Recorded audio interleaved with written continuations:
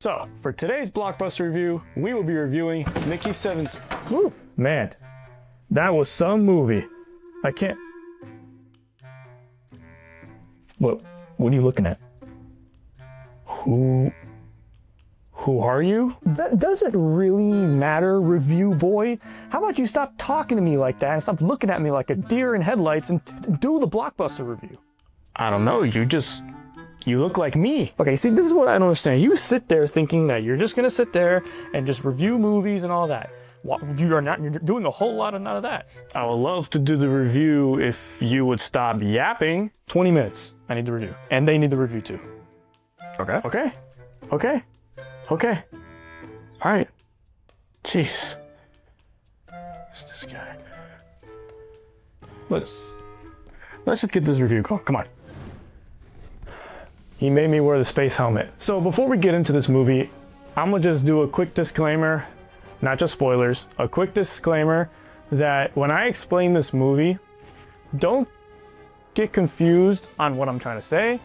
I was very confused myself in this movie, and there's just a lot happening, so I'm gonna try to explain this the best I can. This movie, it was a good watch. It was a good watch. So basically the story of this movie is we follow this man, Mickey, where he joins this like spacecraft led by this explorer played by Mark Ruffalo, and this guy wants to go to a different planet to explore, and Mickey signs up to be what's called an expendable, which is a guy who goes and tests certain things and explores certain things on the planet, but he dies, and since they copied his like DNA and his memories, they're able to reprint his body to come back to life, like they reprint him, which is hence why the title is called Mickey 17, because we're watching the 17th version of this guy being printed. That's basically the story that we're following.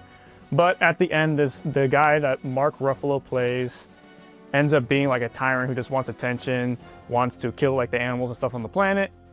And whilst Mickey is also dealing with this other version of him that didn't, well, Mickey 17 didn't die. See, this is what I'm saying. Mickey 17 didn't die, but the other guy got printed. So now there's two Mickeys, with his girlfriend also being like a police officer who wants to keep Mickey and make sure whatever happens doesn't happen. And then at the end, like they fight with the animals, and then they kill Mark Ruffalo, and then they get rid of the Expendables program. Yeah, the movie was kind of all over the place. I mean, don't get me wrong. This is one of those movies, it's like a Netflix movie. Like there's certain Netflix movies that you just watch once because it looked good, pretty interesting story, cool action, and then you never look at it again. It's one of those kind of movies. I mean, don't get me wrong. Mark Ruffalo, Robert Pattinson, and everyone else in this movie did really, really good acting-wise. Great performances. Other than that, I mean, I know it was a director who directed Parasite, so I was actually expecting this movie to be really good. There's just so much happening to where you get confused.